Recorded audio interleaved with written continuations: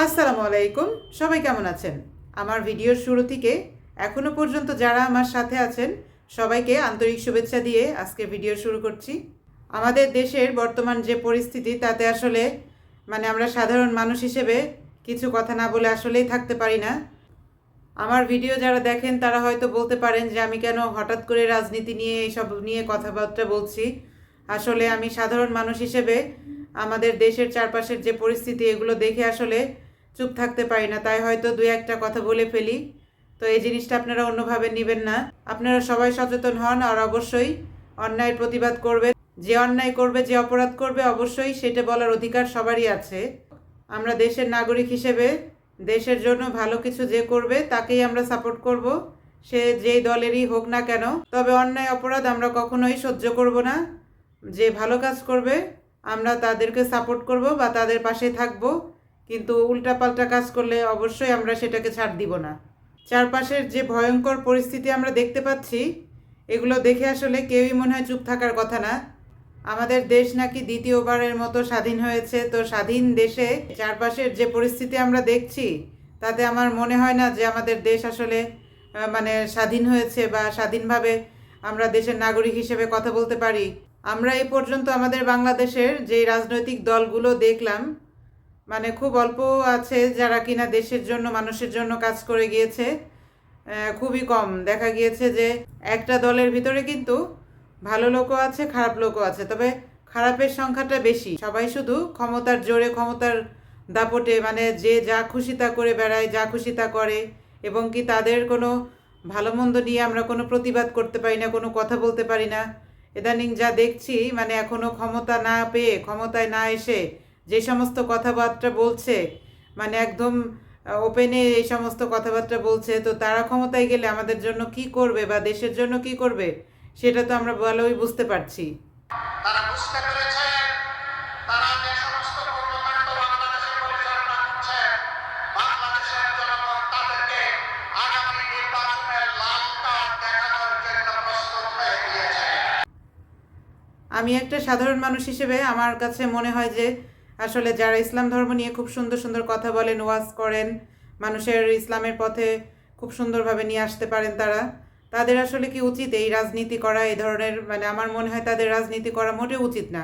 কারণ যখনই তারা রাজনীতি করবে তাদের ক্ষমতার লোভ, টাকার লোভে, তখন তারা বিভিন্ন খারাপ কর্মকাণ্ডের সাথে জড়িত থাকবে, এবং কি তখন তারা ইসলাম ধর্মের পথে থেকেও মিথ্যা কথা বলতে তাদের খারাপ লাগবে না, চুরি করতে তাদের খারাপ লাগবে না। যখনই একজন মানুষের হাতে ক্ষমতা আসবে তারা ক্ষমতার দাপটে, তারপর তার টাকা পয়সার দাপটে সে পুরো চেঞ্জ হয়ে যাবে। সে কি আর সেই আগের মানুষটা থাকবে?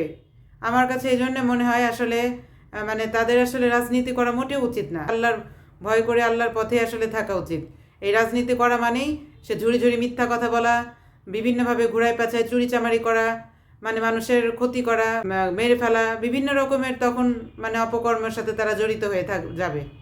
এটাই তো আমরা দেখি, এটাই তো দেখছি। আমরা অনেকগুলো দলই তো দেখলাম তারা ক্ষমতায় না গিয়ে এমন এমন কথাবার্তা বলছে যে সমস্ত কথা শুনে মানুষ আরও তাদের প্রতি মানুষের কোনো আস্থা আসছে না, মানুষের আরও তাদের প্রতি ভয় কাজ করছে, তারা যে ধরনের কথাবার্তা বলে বেড়াচ্ছে। সম্প্রতি একটি গোপন অনলাইন বৈঠকের ভিডিও সামাজিক যোগাযোগ মাধ্যমে ছড়িয়ে পড়ে, যা নির্বাচনী প্রক্রিয়ায় ইলেকশন ইঞ্জিনিয়ারিং করার একটি পরিকল্পনার কথা বলে। ভিডিওটি 2 ডিসেম্বর রাতে আল জাজিরার অনুসন্ধানী সাংবাদিক ও মানবাধিকার কর্মী জুলকারনাইন সায়ের খান তার ভেরিফাইড ফেসবুক পেজে শেয়ার করেন। ভিডিওতে দেখা যায় ইসলামী ব্যাংক বাংলাদেশের ইন্ডিপেন্ডেন্ট পরিচালক মোহাম্মদ আব্দুল জলিল, বাংলাদেশ জামায়াতে ইসলামী ঢাকা মহানগর দক্ষিণের সেক্রেটারি ডক্টর শফিকুল ইসলাম মাসুদ এবং ইসলামী ব্যাংকের আরও কয়েকজন কর্মকর্তাদের মধ্যে কথোপকথন হচ্ছে।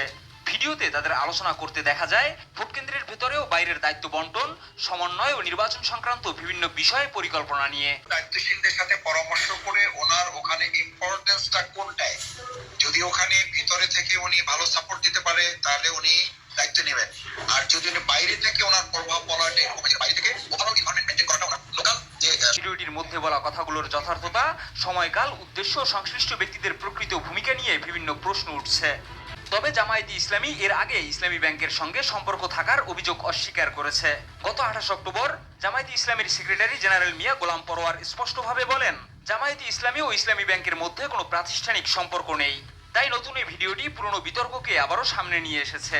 রাজনৈতিক বিশ্লেষকদের মতে গোপন বৈঠকের ভিডিওটি যদি সত্যি হয় তবে এটি নির্বাচনী প্রক্রিয়া ও রাজনৈতিক পরিবেশে বড় ধরনের প্রভাব ফেলতে পারে। ভিডিওটা দেখে মনে হলো যে মানে আর কি ভোটের আগে তারা বিভিন্ন রকম ষড়যন্ত্র শুরু করেছে, কিভাবে মানে আর কি ভোটে তারা জিততে পারবে, কিভাবে কি করা যায়, মানে এই জিনিসগুলো নিয়ে তারা এখনই আলোচনা শুরু করে দিয়েছে।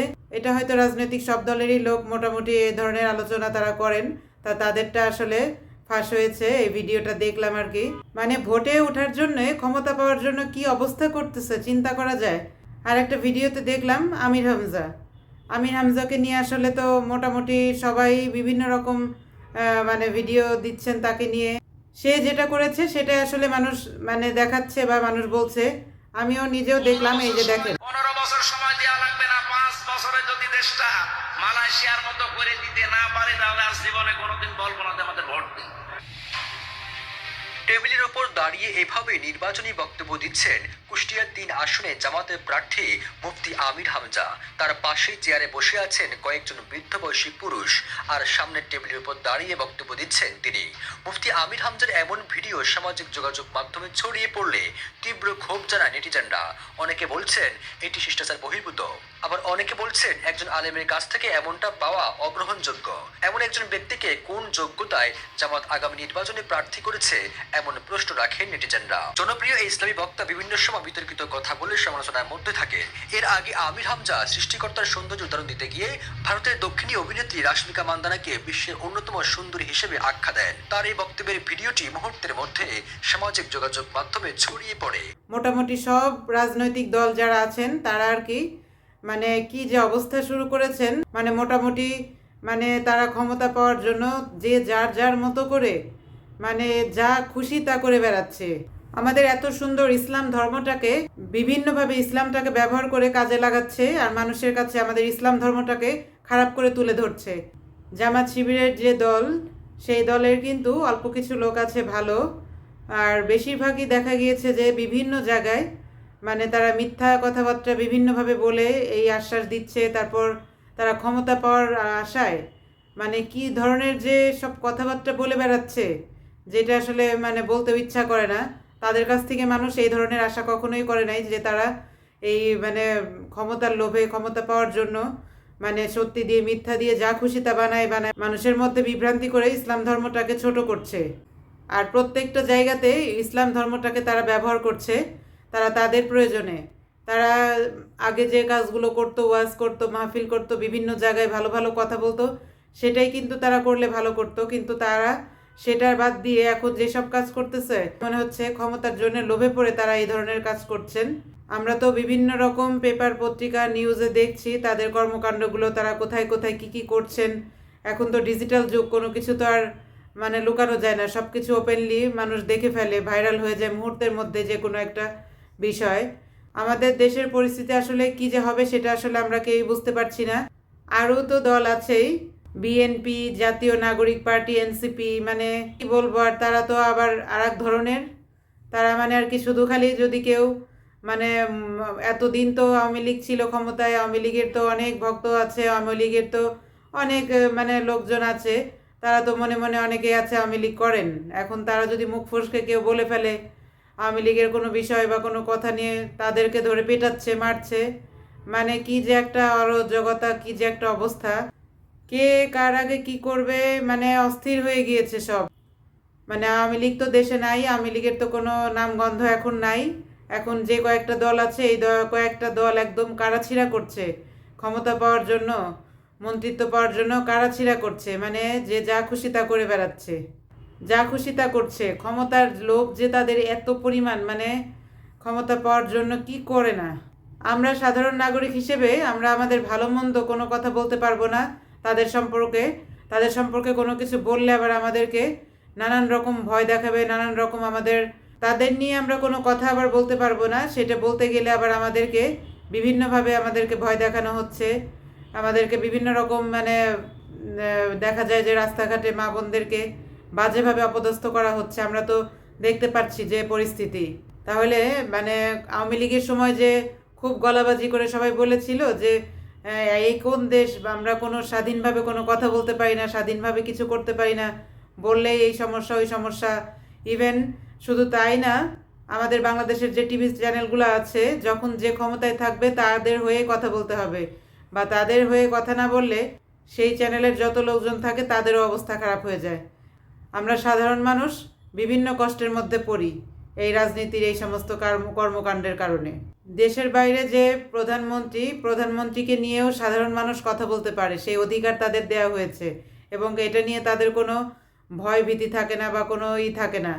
শুধু আমাদের দেশেই কেবল এই ধরনের বিষয় যে একটা কমিশনার চেয়ারম্যান মেম্বারকে নিয়েও যদি কেউ কোনো কথা বলতে যায়, আমাদের বাংলাদেশের ভালো মানুষগুলো যারা অসহায় ভালো মানুষগুলো তারা আসলে প্রতিবাদ করে আসলে তারা বিপদের মধ্যে পড়ে। আমাদের দেশে আসলে এরকম নিয়ম করা উচিত, এরকম আইন করা উচিত যে যখন যে দলেই ক্ষমতায় থাকুক না কেন, আমরা যেন তাদের ভালো মন্দ নিয়ে কথা বলার অধিকার রাখি সাধারণ নাগরিক হিসেবে। আর এটা নিয়ে যেন আমাদের বিপদে না পড়তে হয়, আমরা যেন খুব সাধারণভাবে কথাগুলো বলতে পারি, আমাদের যেন সেই অধিকার থাকে। আজ এই পর্যন্তই শেষ করছি। সবাই ভালো থাকবেন, সুস্থ থাকবেন। এতক্ষণ ধরে আমার ভিডিও দেখার জন্য আপনাদের সবাইকে অনেক অনেক ধন্যবাদ। আল্লাহ হাফেজ।